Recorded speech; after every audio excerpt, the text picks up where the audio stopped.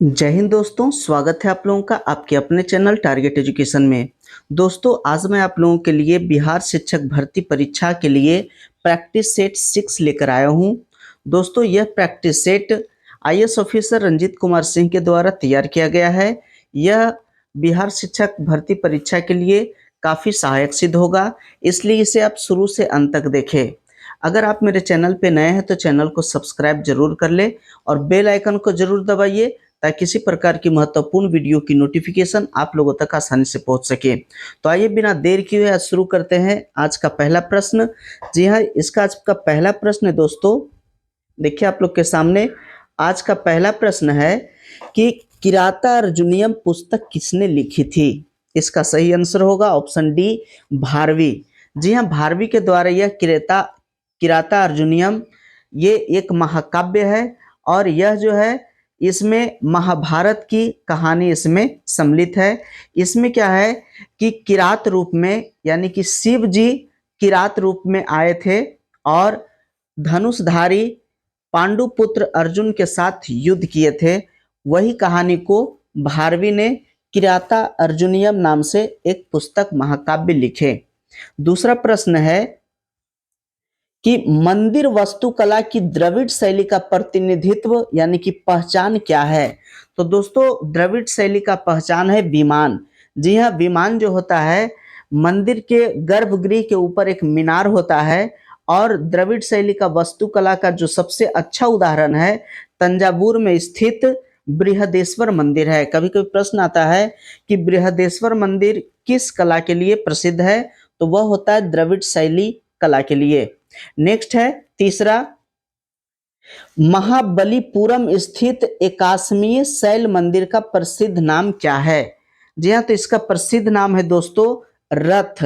जी हाँ, रथ जो है वह प्रसिद्ध है। नेक्स्ट है 4 नंबर का, दिलवाड़ा का चालुक्य मंदिर जो जैन मंदिर है यह कहाँ स्थित है। सही आंसर होगा राजस्थान। जी हाँ, इसलिए ऑप्शन सी सही होगा। चालुक्य मंदिर दिलवाड़ा का जो है वो राजस्थान में स्थित है। नेक्स्ट है दोस्तों 5 नंबर का। 5 नंबर में दिया गया है कि निम्नलिखित मगध के वंशों को क्रमानुसार व्यवस्थित कीजिए। जी हाँ, मगध के वंशों को क्रमानुसार व्यवस्थित करना है। तो जो सबसे पहले जो यहाँ पे आया था वो था हर्यक वंश। जी हाँ, मगध का जो वंश जो पहला है वो है हर्यक वंश यानी कि 4 देखिए ए और सी दोनों में है, तो इस प्रकार से इसका आंसर या तो ए होगा या सी होगा। उसके बाद दूसरा नंबर पर जो वंश है वो है शिशुनाग वंश। शिशुनाग वंश यानी कि 2, तो देखिए 4 के बाद 2 जो है ए में भी है और सी में भी है। तो शिशुनाग वंश के बाद है नंद वंश, तो नंद वंश 1 में है, तो देखिए 1 किस में है, ऑप्शन सी में 1 है। और चौथा नंबर पे मौर्य वंश है, यानी कि सबसे पहले हर्यक वंश, उसके बाद शिशुनाग वंश, उसके बाद नंद वंश और अंत में मौर्य वंश। तो देखिए ये ऑप्शन सी इसका सही आंसर होगा। नेक्स्ट है 6 नंबर का, अकबर की दूसरी राजधानी कौन सी थी। जी हाँ, अकबर की दूसरी राजधानी, तो इसका सही आंसर होगा फतेहपुर सिकरी। जी हाँ, अकबर जो है फतेहपुर सिकरी को दूसरी राजधानी बनाया था 1571 से 1585 ईस्वी तक। जी हाँ, 1571 से 1585 ईस्वी तक अपनी राजधानी को यहाँ सिकरी फतेहपुर सिकरी में रखा। उसके बाद पानी की कमी के कारण फिर से अपनी राजधानी को आगरा लेकर के चला गया। तो अकबर अपनी दूसरी राजधानी कहाँ बनाया, फतेहपुर सिकरी में, इसलिए इसका सही आंसर ऑप्शन सी होगा। नेक्स्ट है 7 नंबर का, छत्रपति शिवाजी टर्मिनल किसके द्वारा डिजाइन किया गया था। इसका सही आंसर हो जाएगा फ्रेडरिक विलियम स्टीवेंस। जी हाँ, फ्रेडरिक विलियम स्टीवेंस के द्वारा ही छत्रपति शिवाजी टर्मिनल का डिजाइन किया गया था, इसलिए इसका सही आंसर होगा दोस्तों ऑप्शन ए। नेक्स्ट है 8 नंबर का, 8 में कि बिहार के किस जिले में अभ्रक का भंडार है।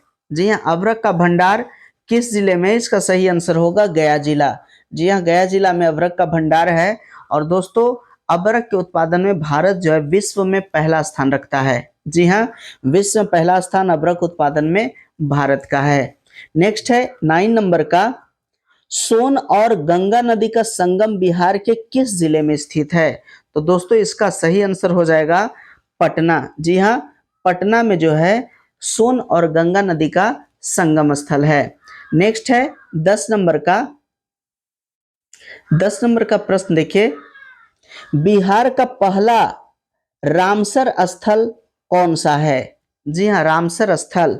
तो इस सही आंसर होगा ऑप्शन सी, कांवर झील। जी हाँ, रामसर स्थल जो है, रामसर जो नाम आया है, यह नाम ईरान के रामसर शहर पर रखा गया है। तो रामसर स्थल जो है कांवर झील है। नेक्स्ट है 11 नंबर का, ब्रह्म योनि हिल बिहार के किस जिले में स्थित है? जी हाँ, ब्रह्म योनि हिल। तो दोस्तों ब्रह्म योनि हिल जो है वह गया जिला में स्थित है, इसलिए इसका सही आंसर ऑप्शन ए होगा। नेक्स्ट है 12 नंबर का, कि ब्रिटिश शासन के दौरान बंगाल के किसानों को किसकी खेती के लिए मजबूर किया जाता था? तो बंगाल के किसान को जूट की खेती के लिए मजबूर किया जाता था, इसलिए इसका सही आंसर होगा ऑप्शन ए। दोस्तों जूट को गोल्डन फाइबर भी कहा जाता है। जी हाँ, गोल्डन फाइबर किसे कहा जाता है? जूट को। नेक्स्ट है 13 नंबर का, कि बांडुंग सम्मेलन इतिहास में मील का पत्थर साबित हुआ था। जी हाँ, बांडुंग सम्मेलन इतिहास में मील का पत्थर साबित हुआ था। तो ऑप्शन है गठबंधन आंदोलन, बी है इंडोनेशिया चीन संबंध, सी है यूएस वियतनाम युद्ध, और डी है ASEAN का गठन। तो इसका सही आंसर होगा दोस्तों ऑप्शन बी। जी हाँ, इंडोनेशिया चीन संबंध। इंडोनेशिया चीन संबंध के लिए बांडुंग सम्मेलन इतिहास में मील का पत्थर साबित हुआ था। नेक्स्ट है 14 नंबर का, निम्नलिखित में से कौन महान संगीतकार जो राज्य का शासक भी था? जी हाँ, तो सही आंसर हो जाएगा दोस्तों स्वाति तिरुनल। जी हाँ, स्वाति तिरुनल ये एक संगीतकार भी थे और राज्य का शासक भी थे। नेक्स्ट है 15 नंबर का, कि पेशवा के पद को किस पेशवा के कार्यकाल में ब्रिटिश द्वारा समाप्त कर दिया गया था? तो इसका सही आंसर होगा दोस्तों बाजीराव द्वितीय, इसलिए इसका सही आंसर ऑप्शन डी होगा। नेक्स्ट है 16 नंबर का, किस चार्टर अधिनियम के द्वारा ईस्ट इंडिया कंपनी के चीन के साथ व्यापारिक एकाधिकार को समाप्त कर दिया गया? इसका सही आंसर हो जाएगा ऑप्शन बी, 1813 ईस्वी का चार्टर अधिनियम के तहत। नेक्स्ट है 17 नंबर का, कि महासंघ का विचार सर्वप्रथम प्रस्तावित किया गया था। जी हाँ, महासंघ का विचार सर्वप्रथम प्रस्तावित किया गया था। इसका ऑप्शन देखिए 17 का, प्रस्तावित किया गया था, इसका ऑप्शन दे रहा है, सही आंसर है इसका ऑप्शन डी, नेहरू रिपोर्ट 1928 के तहत। नेक्स्ट है 18 नंबर का, कि 1774 का पिट्स इंडिया एक्ट था, एक क्या था? इसका सही आंसर हो जाएगा विनियमन अधिनियम यानी रेगुलेटिंग एक्ट था, इसलिए ऑप्शन बी सही है। नेक्स्ट है 19 नंबर का, दिल्ली में केंद्रीय सचिवालय के उत्तरी और दक्षिणी ब्लॉक का वास्तुकार कौन था? जी हाँ, दिल्ली में केंद्रीय सचिवालय के उत्तरी और दक्षिणी ब्लॉक का वास्तुकार कौन था? इसका सही आंसर है दोस्तों option A, sir Edward Lutyens. जी हाँ, लुटियंस ही जो था वो दिल्ली का वास्तुकार था, और लुटियंस ने ही राष्ट्रपति भवन, जो पहले वायसराय हाउस कहलाता था, इंडिया गेट का भी डिजाइन तैयार किया। नेक्स्ट है 20 नंबर का, निम्नलिखित में से भारत का कौन सा स्थल स्मारक जो यूनेस्को के विश्व विरासत स्थल में सूची शामिल नहीं है? जी हाँ, कौन सा जो है विश्व विरासत स्थल के सूची में शामिल नहीं है? इसका सही आंसर हो जाएगा ऑप्शन बी, काशी विश्वनाथ मंदिर। जी हाँ, काशी विश्वनाथ मंदिर को यूनेस्को के विश्व विरासत स्थल के सूची में शामिल नहीं किया गया है। बाकी देखिए एलोरा का गुफा, कुतुब मीनार और मानस वन्य अभयारण्य, ये सभी को यूनेस्को के विश्व विरासत स्थल के सूची में शामिल किया गया है। नेक्स्ट है 21 नंबर का, पृथ्वी पर सबसे अधिक तप्त स्थान कौन सा है? जी हाँ, सबसे तप्त स्थान कौन सा है? इसका सही आंसर हो जाएगा अल अजीजिया लीबिया। जी हाँ, ये पृथ्वी का सबसे तप्त स्थान ये है। नेक्स्ट है 22 नंबर का, निम्नलिखित देशों में से किस देश में कोई भी खनिज निक्षेप नहीं है? तो इसका सही आंसर हो जाएगा दोस्तों स्विट्जरलैंड, इसलिए इसका सही आंसर ऑप्शन ए। नेक्स्ट है 23 नंबर का, किस प्रकार के वन मुख्यतः शैवालों तथा काई से बने होते हैं? इसका सही आंसर होगा टुंड्रा वन, इसलिए ऑप्शन बी। नेक्स्ट है 24 नंबर का, ज्वारीय वन को क्या कहते हैं? जी हाँ, ज्वारीय वन को क्या कहा जाता है? इसका सही आंसर हो जाएगा ऑप्शन सी मैनग्रोव वन। जी हाँ, ज्वारीय वन को मैनग्रोव वन भी कहा जाता है। नेक्स्ट है 25 नंबर का, पृथ्वी के भूखंड पर उष्णकटिबंधीय वनों के विस्तार का क्या प्रतिशत है? तो दोस्तों इसका प्रतिशत है 7%, इसलिए ऑप्शन ए होगा। नेक्स्ट है 26 नंबर का, बिहार के किस कृषि जलवायु क्षेत्र में सबसे अधिक जिले हैं? जी हाँ, बिहार के किस कृषि जलवायु क्षेत्र में सबसे अधिक जिले हैं? इसका सही आंसर हो जाएगा ऑप्शन बी उत्तर पश्चिम। नेक्स्ट है 27 नंबर का, निम्न में से किसको भारत की श्रिम्प राजधानी कहा जाता है? भारत की श्रिम्प राजधानी, तो श्रिम्प राजधानी नेल्लूर को कहा जाता है, इसलिए इसका सही आंसर होगा दोस्तों ऑप्शन बी, नेल्लूर को कहा जाता है श्रिम्प राजधानी। और यह श्रिम्प जो है, ये झींगा मछली जो होता है उसी को श्रिम्प कहा जाता है, तो झींगा मछली की राजधानी कहा जाता है नेल्लूर को, और यह आंध्र प्रदेश में स्थित है। नेल्लूर जो है आंध्र प्रदेश में स्थित है। नेक्स्ट है 28 नंबर का, कि भारतीय मानक समय किस रेखांश पर अपनाया जाता है? जी हाँ, किस रेखांश पर? इसका सही आंसर होगा 82.5 डिग्री पूर्वी रेखांश। जी हाँ, इसलिए ऑप्शन बी होगा 82.5 डिग्री पूर्वी रेखांश। नेक्स्ट है 29 नंबर का, कि भारतीय तट रेखा की लंबाई लगभग कितनी है? जी हाँ, भारतीय तट रेखा की लंबाई लगभग कितनी है? तो दोस्तों इसका सही आंसर होगा ऑप्शन सी 7500 किलोमीटर। दोस्तों 7500 किलोमीटर जो भारतीय तट रेखा की कुल लंबाई है। नेक्स्ट है 30 नंबर का, भारत में विशालतम समुद्र तट कहाँ है? जी हाँ, विशालतम समुद्र तट, इसका सही आंसर होगा ऑप्शन सी तमिलनाडु। यह जो तमिलनाडु का जो समुद्र तट है वो 13 किलोमीटर लंबा है। जी हाँ, इसलिए इसका सही आंसर होगा तमिलनाडु। नेक्स्ट है 31 नंबर का, चुंबी घाटी किस राज्य में स्थित है? तो चुंबी घाटी दोस्तों सिक्किम में स्थित है, इसलिए इसका सही आंसर होगा ऑप्शन ए। नेक्स्ट है 32 नंबर का, पश्चिम बंगाल में रानीगंज का संबंध किससे है? तो रानीगंज दोस्तों कोयला के लिए प्रसिद्ध है, कोयला क्षेत्र के लिए, इसलिए ऑप्शन होगा ए। नेक्स्ट है 33 नंबर का, कि निम्नलिखित का मिलान कीजिए। जी हाँ, इसको मिलान करना है।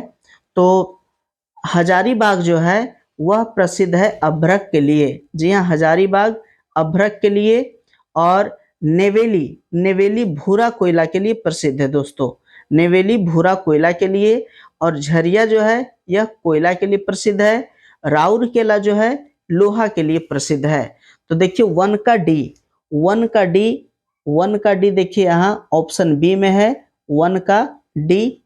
और ऑप्शन देखते हैं, लेकिन इसका सही आंसर ऑप्शन बी है, 1 का डी हो गया, 2 का सी देखिए है, और 3 का ए, और 4 का बी, तो इसलिए इसका सही आंसर है ऑप्शन बी। नेक्स्ट है 34 नंबर का, तीस्ता और दिहांग नदियों के बीच आने वाले हिमालय के भाग को किस हिमालय के नाम से जाना जाता है? तो इसका सही आंसर होगा ऑप्शन सी असम हिमालय। जी हाँ, तीस्ता और दिहांग नदियों के बीच आने वाले हिमालय के भाग को असम हिमालय के नाम से जाना जाता है। नेक्स्ट है 35 नंबर का, दोस्तों अगर अभी तक मेरे चैनल को सब्सक्राइब नहीं किए तो सब्सक्राइब कर ले, बेल आइकन को जरूर दबाइए ताकि इसी प्रकार की महत्वपूर्ण वीडियो की नोटिफिकेशन आप लोगों तक आसानी से पहुंच सके। नेक्स्ट 35 नंबर का है, निम्नलिखित में से किसको सह्याद्री पर्वतमाला भी कहा जाता है? यह सह्याद्री पर्वतमाला, तो पश्चिमी घाट को सह्याद्री पर्वतमाला के नाम से जाना जाता है और इसे नीलगिरी और कार्डेमम के नाम से भी जाना जाता है। नेक्स्ट है 36 नंबर का, लाभ के नवाचार सिद्धांत को किसने प्रतिपादित किया? लाभ के नवाचार सिद्धांत, तो इसका ऑप्शन देखिए, इसका ऑप्शन है जी हाँ ए सही है, जे ए शुम्पीटर। जी हाँ, जे ए शुम्पीटर लाभ के नवाचार सिद्धांत को प्रतिपादित किए। नेक्स्ट है 37 नंबर का, कि निम्न में से कौन सा बैंक अपने शुरुआती समय में शाही बैंक यानी इंपीरियल बैंक के नाम से जाना जाता था? इसका सही आंसर होगा भारतीय स्टेट बैंक। जी हाँ, भारतीय स्टेट बैंक यानी कि SBI, state bank of India को ही पहले इंपीरियल बैंक कहा जाता था यानी कि शाही बैंक। नेक्स्ट है 38 नंबर का, कि कौन से 3 वर्ष योजना अवकाश के नाम से जाने जाते हैं? जी हाँ, योजना अवकाश के नाम से कौन से 3 वर्ष जाने जाते हैं? इसका सही आंसर हो जाएगा ऑप्शन बी। जी हाँ, 1966 से 1969 इसको योजना अवकाश वर्ष कहा जाता है, क्योंकि इसी समय जो है पंचवर्षीय योजना को ब्रेक लगाया गया था, क्योंकि उस समय जो है ये भारत पाकिस्तान युद्ध हुआ था। नेक्स्ट है 39 नंबर का, निम्न में से कौन सी समिति बैंकिंग सुधार से जुड़ी हुई है? जी हाँ, बैंकिंग सुधार से कौन सी है? इसका सही आंसर होगा ऑप्शन बी, नरसिम्हन समिति। नेक्स्ट है 40 नंबर का, कि यदि एक वस्तु की नकारात्मक आय लोच और मांग के सकारात्मक मूल्य स्थिर हो तो वह क्या होगा? तो वह कहलाएगा गिफिन वस्तु, इसलिए इसका सही आंसर होगा ऑप्शन ए। नेक्स्ट है 41 नंबर का, भारतीय संविधान के अनुच्छेद 27 के तहत किसी विशिष्ट धर्म की अभिवृद्धि के लिए कोई कर अदा करने के लिए बाध्य नहीं किया जाएगा। यह संदर्भित है, यह किससे संदर्भित है? इसका सही आंसर हो जाएगा ऑप्शन डी, भारतीय नागरिकों के मूल अधिकार से यह संबंधित है। नेक्स्ट है 42 नंबर का, निम्न में से किसी अनुच्छेद में अल्पसंख्यकों के हितों का प्रावधान किया गया है? जी हाँ, अल्पसंख्यकों के हितों का प्रावधान किसमें है? इसका सही आंसर होगा ऑप्शन सी, अनुच्छेद 29। नेक्स्ट है 43 नंबर का, भारतीय संविधान में अल्पसंख्यकों को मान्यता किस आधार पर प्रदान की गई है? तो दोस्तों, अल्पसंख्यकों को धर्म के आधार पर मान्यता प्रदान की गई है, इसलिए ऑप्शन ए सही होगा। नेक्स्ट है 44 नंबर का, भारतीय संविधान के अनुच्छेद 31 ए के अनुसार संपदाओं आदि के अर्जन के लिए उपलब्ध कराने वाली विधियों की व्यावृत्ति संदर्भित है, तो इसका सही आंसर हो जाएगा ऑप्शन सी, मूल अधिकार में संबंधित है। नेक्स्ट है 45 नंबर का, देखिए 45 नंबर का क्वेश्चन आप लोग के सामने, कि उच्च न्यायालय के न्यायाधीश किस आयु तक अपने पद पर बने रहते हैं? जी हाँ, उच्च न्यायालय के न्यायाधीश, तो इसका सही आंसर हो जाएगा ऑप्शन बी, 62 वर्ष तक। जी हाँ, 62 वर्ष तक अपने पद पर बने रहते हैं। नेक्स्ट है 46 नंबर का, भारतीय संविधान के किस अनुच्छेद में मुख्यमंत्री के कर्तव्यों को परिभाषित किया गया है? जी हाँ, मुख्यमंत्री के कर्तव्यों को परिभाषित किस अनुच्छेद में किया गया है? इसका सही आंसर हो जाएगा ऑप्शन सी, अनुच्छेद 167 में। नेक्स्ट है 47 नंबर का, भारत में राज्यों के राज्यपालों की नियुक्ति कौन करता है? इसका सही आंसर होगा दोस्तों ऑप्शन डी, भारत के राष्ट्रपति। जी हाँ, भारत के राष्ट्रपति ही हैं जो राज्यों के राज्यपालों की नियुक्ति करते हैं। नेक्स्ट है 48 नंबर का, 48 में दोस्तों कि निम्नलिखित में से कौन सा निवारक निरोध अधिनियम नहीं है? जी हाँ, निवारक निरोध अधिनियम कौन सा नहीं है? इसका सही आंसर होगा ऑप्शन डी, विदेशी मुद्रा विनिमय। जी हाँ, विदेशी मुद्रा विनिमय यह जो है निवारक निरोध अधिनियम नहीं है। कौन कौन निवारक निरोध अधिनियम है? तो आतंकवादी एवं विध्वंसक गतिविधियां अधिनियम, जिसको टाडा कहा जाता है, आतंकवाद निवारक अधिनियम, जिसको पोटा कहा जाता है, और विदेशी मुद्रा क्रियाएं और तस्करी की रोकथाम के संरक्षण अधिनियम, ये सभी जो है निवारक निरोध अधिनियम है। लेकिन विदेशी मुद्रा विनिमय ये जो है निवारक निरोध अधिनियम नहीं है। नेक्स्ट है 49 नंबर का, भारतीय संविधान के अनुच्छेद 24 के अनुसार कारखानों आदि में बालकों के नियोजन का निषेध है। जी हाँ, यह किसके द्वारा है? तो इसका सही आंसर हो जाएगा ऑप्शन ए, भारतीय नागरिकों के मूल अधिकार के तहत। नेक्स्ट है 50 नंबर का, भारतीय संविधान के अनुच्छेद 31 बी के अनुसार कुछ अधिनियमों और विनियमों का अधिमान्यकरण का प्रावधान निम्न में से किसके अंतर्गत आता है? तो इसका सही आंसर हो जाएगा दोस्तों ऑप्शन डी, भारतीय नागरिकों के मूल अधिकार से संबंधित है और यह भारतीय नागरिकों के मूल अधिकार के अंतर्गत आता है। नेक्स्ट है 51 नंबर का, कि डीजल इंजन में ईंधन को ज्वलित करने के लिए आवश्यक उच्च तापमान किसके द्वारा प्राप्त किया जाता है? इसका सही आंसर हो जाएगा ऑप्शन सी, सिलेंडरों में वायु को संपीड़ित करके। जी हाँ, डीजल इंजन में ईंधनों को ज्वलित करने के लिए जो तैयार किया जाता है तो तापमान जो प्राप्त किया जाता है वो सिलेंडरों में वायु को संपीड़ित करके। नेक्स्ट है 52 नंबर का, कि बादल किस कारण से वायुमंडल में तैरते हैं? जी हाँ, बादल आकाश में तैरते हैं, वो किस कारण से तैरते हैं? इसका ऑप्शन देखिए, 52 का ऑप्शन है निम्न दाब, निम्न घनत्व, निम्न श्यानता और निम्न तापमान। तो इसका सही आंसर होगा दोस्तों निम्न घनत्व। जी हाँ, निम्न घनत्व के कारण ही बादल आकाश में तैरते हैं। नेक्स्ट है 53 नंबर का, शब्द इंसोलेशन यानी आपतन का अर्थ क्या है? जी हाँ, आपतन का अर्थ क्या है? इसका सही आंसर होगा ऑप्शन बी, आपतित सौर विकिरण। जी हाँ, सूर्य से जो किरणें आती है उसी को इंसोलेशन यानी कि आपतन कहा जाता है। नेक्स्ट है 54 नंबर का, निम्न में से किस अभिक्रिया द्वारा रक्त का शुद्धिकरण किया जा सकता है? जी हाँ दोस्तों, तो इसका सही आंसर है ऑप्शन ए, डायलिसिस। जी हाँ, डायलिसिस को कृत्रिम गुर्दा भी कहा जाता है। नेक्स्ट है 55 नंबर का, वायुमंडल का वह स्तर जो इलेक्ट्रॉन तथा धनायनों से संयोजित होता है वह क्या कहलाता है? सही आंसर हो जाएगा ऑप्शन बी, जी हाँ, आयन मंडल। नेक्स्ट है 56 नंबर का,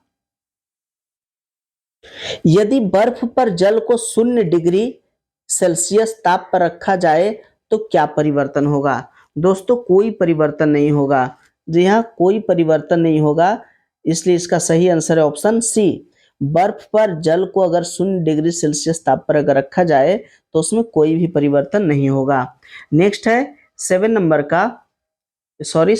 नंबर का है, कि मानव शरीर की कौन सी ग्रंथि पीयूष ग्रंथि से स्रावित हार्मोनों का नियंत्रित करती है? जी हाँ, मानव शरीर की कौन सी जो ग्रंथि पीयूष ग्रंथियों से स्रावित हार्मोनों का नियंत्रण करती है?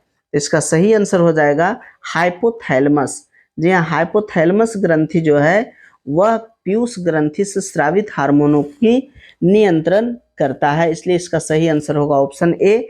और हाइपोथैलेमस ग्रंथि जो है वह तापमान, भूख, प्यास, थकावट, निद्रा, हृदय संबंधी गतिविधियों को भी नियंत्रित करता है।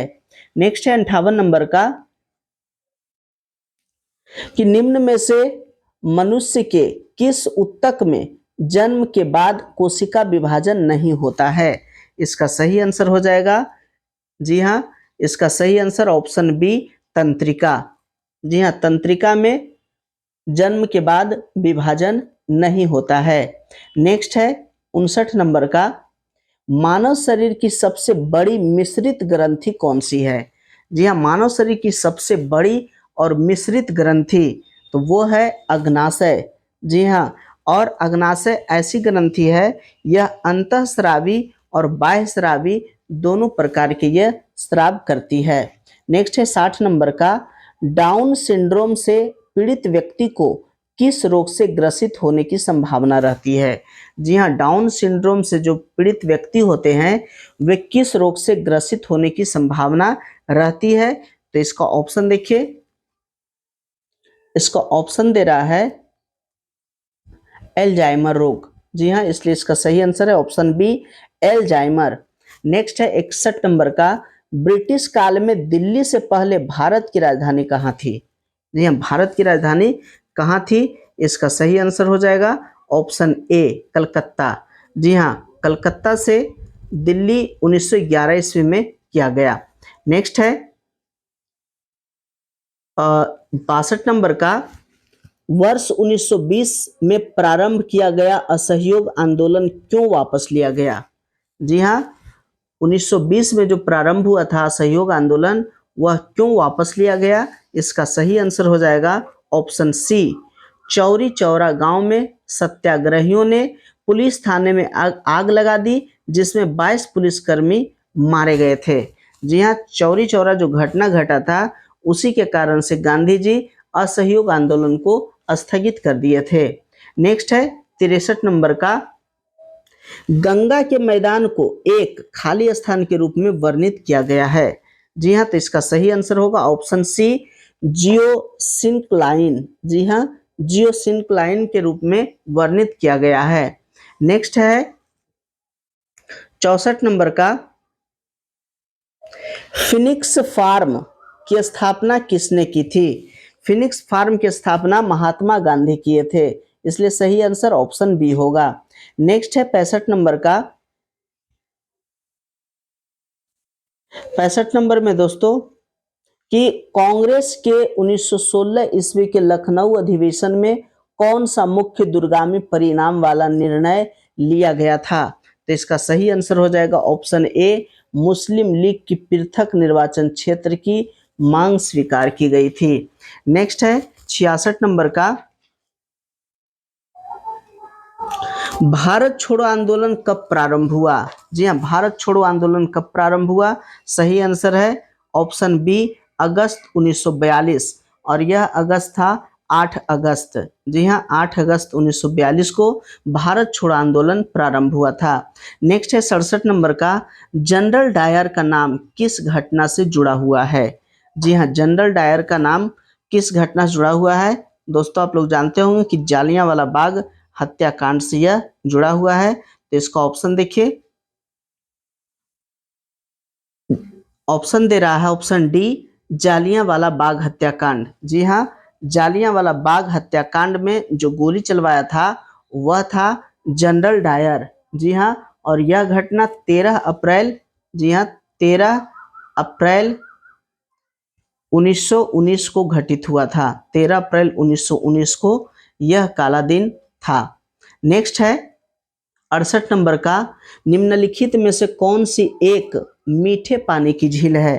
तो मीठे पानी की झील वुलर झील है, इसलिए ऑप्शन सी होगा। नेक्स्ट है 69 नंबर का, कि इनकलाब जिंदाबाद का नारा किसने दिया? यहाँ इनकलाब जिंदाबाद का नारा किसने दिया? इसका सही ऑप्शन होगा मोहम्मद इकबाल। जी हाँ, ऑप्शन डी, मोहम्मद इकबाल यह दिए थे इनकलाब जिंदाबाद का नारा, और इस नारा को लगाए थे भगत सिंह और उनके साथियों ने, इसी नारा का प्रयोग किए थे। नेक्स्ट है 70 नंबर का, निम्नलिखित में से किस ग्रह का घनत्व सबसे कम है? जी हाँ, इसका सही आंसर हो जाएगा ऑप्शन डी, शनि। जी हाँ, शनि का जो है सबसे कम घनत्व है। नेक्स्ट है 71 नंबर का, निम्नलिखित में से कौन एक द्वितीयक प्रदूषक नहीं है? जी हाँ, द्वितीयक प्रदूषक कौन नहीं है? इसका सही आंसर हो जाएगा option C, sulphur dioxide. Next है 72 नंबर का, निम्नलिखित में से कौन एक सही सुमेलित नहीं है? जी हाँ, यहाँ जो दिया गया है वो कौन सही सुमेलित नहीं है? इसका सही आंसर है ऑप्शन बी, क्योंकि पेरियार राष्ट्रीय उद्यान जो है वह हाथी से संबंधित है, इसलिए यह ऑप्शन सही नहीं है। नेक्स्ट है 73 नंबर का,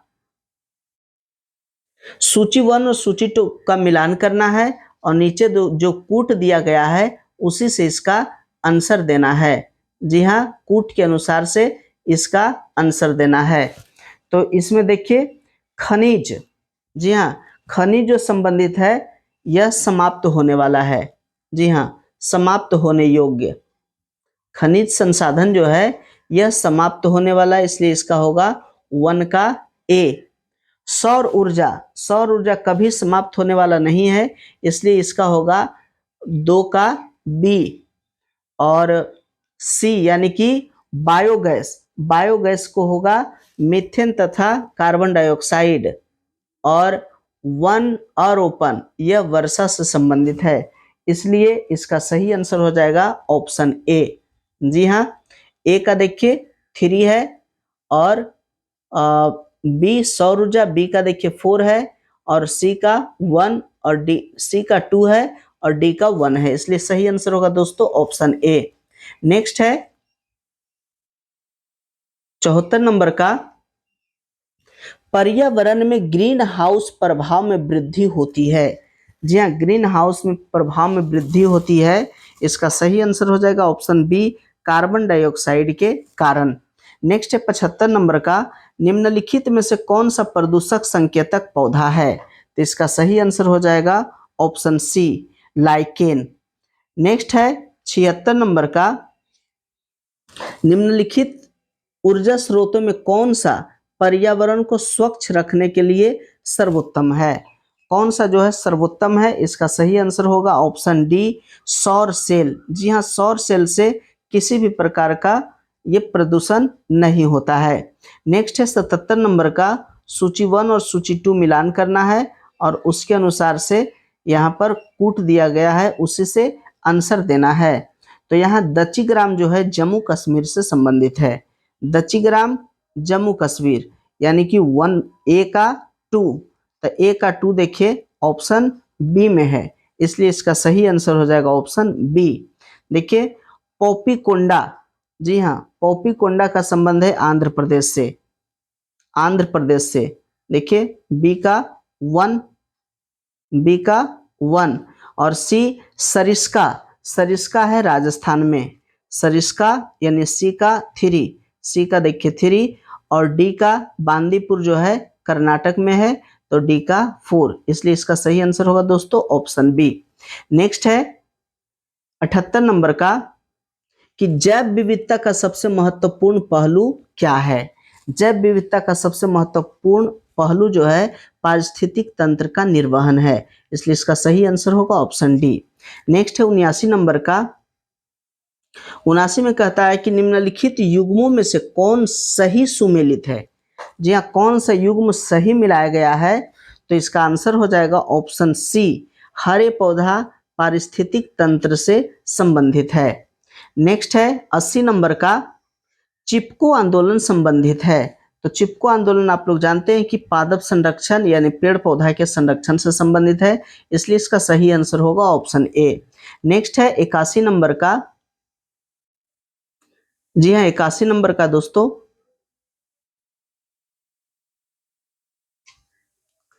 भारत में जैव विविधता की दृष्टि से संतृप्त क्षेत्र निम्न में से कौन सा है? इसका सही आंसर हो जाएगा ऑप्शन बी, पश्चिमी घाट। जी हाँ, यहाँ ज्यादा जैव विविधता पाया जाता है। नेक्स्ट है 82 नंबर का, कि जैव विविधता के कम होने का मुख्य कारण क्या है? जी हाँ, जैव विविधता जो कम है इसका मुख्य कारण है ऑप्शन डी, आवासीय विनाश। जी हाँ, जो प्राकृतिक आवासीय का विनाश हो रहा है वह जैव विविधता कम होने का मुख्य कारण है। नेक्स्ट है 83 नंबर का, निम्नलिखित में से किसे मेगा डाइवर्स देश के रूप में जाना जाता है? तो मेगा डाइवर्स देश जो है दोस्तों यह ऑस्ट्रेलिया है, इसलिए इसका सही आंसर होगा ऑप्शन बी। नेक्स्ट है 84 नंबर का, कि भारत में गिद्धों की कमी का अत्यधिक प्रमुख कारण क्या है? तो भारत में जो गिद्धों की जो अत्यधिक कमी हुई है वह है जानवरों को दर्द निवारक दवा देना। जी हाँ, इसी के कारण गिद्धों की कमी आई है, इसलिए इसका सही आंसर ऑप्शन सी होगा। नेक्स्ट है 85 नंबर का, कि सिगरेट के धुएं में मुख्य प्रदूषक क्या है? जहाँ सिगरेट का जो धुआं होता है उसमें मुख्य प्रदूषक क्या होता है? इसका सही आंसर होगा ऑप्शन सी, कार्बन मोनोऑक्साइड एवं बेंजीन। नेक्स्ट है 86 नंबर का, निम्न में से कहाँ आर्सेनिक द्वारा जल प्रदूषण सबसे अधिक है? जी हाँ, कहाँ है जो सर्वाधिक जल प्रदूषण जो है आर्सेनिक के द्वारा हो रहा है? इसका सही आंसर हो जाएगा ऑप्शन डी, पश्चिम बंगाल में। नेक्स्ट है 87 नंबर का, कि निम्न में से किस आर्थिक सर्वेक्षण में पहली बार धारणीय विकास और जलवायु परिवर्तन का नवीन अध्याय जोड़ा गया है? जी हाँ, किस आर्थिक सर्वेक्षण में यह जोड़ा गया था? तो इसका सही आंसर होगा दोस्तों ऑप्शन बी, 2011-12 में जोड़ा गया था। नेक्स्ट है 88 नंबर का, जी 88 में दिया गया है कि निम्न में से कौन सा कथन सही है? तो इसका कथन सही है ऑप्शन ए, कि जैव मंडलीय पारिस्थितिकी तंत्र में ऊर्जा का प्रवाह एक दिशा होता है। जी हाँ, एक दिशा में होता है, तो यह जो है कथन सही है। नेक्स्ट है 89 नंबर का, कि निम्न में से कौन सा जल लवणता प्रवणता को दर्शाता है? जी हाँ, कौन सा जल जो है लवणता प्रवणता को दर्शाता है? तो इसका सही आंसर हो जाएगा ऑप्शन बी, जी हाँ, हेलोक्लाइन। जी हाँ, हेलोक्लाइन जो है लवणता प्रवणता को दर्शाता है। नेक्स्ट है 90 नंबर का प्रश्न, 90 में दिया गया है कि निम्न में से किससे जलवायु परिवर्तन का क्रायोजेनिक संकेतक प्राप्त किया जाता है? तो दोस्तों इसका सही आंसर हो जाएगा ऑप्शन ए, आइस कोर। जी हाँ, आइस कोर जलवायु परिवर्तन का क्रायोजेनिक संकेतक है, आइस कोर। तो दोस्तों ये था आज का 90 सामान्य अध्ययन का प्रैक्टिस सेट 6। दोस्तों आशा करते हैं कि यह वीडियो आप लोगों को अच्छा लगा होगा। इसके मैथ और रीजनिंग को अगले वीडियो में लेकर आएंगे, और अगर अभी तक मेरे चैनल को सब्सक्राइब नहीं किया तो सब्सक्राइब कर ले दोस्तों, और बेल आइकन को जरूर दबाइए ताकि इसी प्रकार की महत्वपूर्ण वीडियो की नोटिफिकेशन आप लोगों तक आसानी से पहुंच सके। वीडियो अच्छा लगा है तो प्यारा सा कमेंट कीजिएगा, अपने दोस्तों के साथ शेयर कीजिएगा, और वीडियो देखने के लिए बहुत बहुत धन्यवाद।